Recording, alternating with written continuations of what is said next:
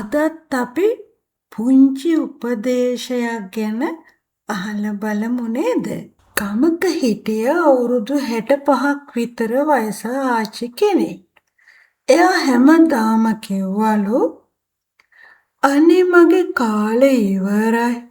දැන් මොනවා කරන්නද කියලා. දවසක් එයාගේ අවුරුදු 7ක් විතර වයස මිනිබිරී ඇවිත් අඹ ඇටයක් හිටවනවා දැක්කා. ආච්චි hina වෙලා ඇහුවා පුතේ ඔයා මේක හිටෙව්වට මේක ගහක් වෙලා ගෙඩියෙන්න අවුරුදු ගාණක් යනවා. එතකොට ඔයා ලොකුයි නේද කියලා. ඔව් ආච්චි. ඒත් මම අද මේක හිටෙව්වේ නැත්නම් ගෙඩි හැදෙන්නේ නෑනේ. අවුරුදු 65ේදී ගහක් හිටෙව්වොත් ටික කාලයක් යනකොට ගෙඩි එනවා. හිටෙව්වේ නැත්නම් කිසිම පළදාවක් නැහැ.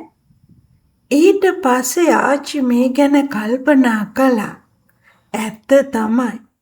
මම හැමදාම මගේ කාලේ ඉවරයි කියලා හිතුවට හෙට එළි වෙනකොට තවත් දවසක් උදා වෙනවා.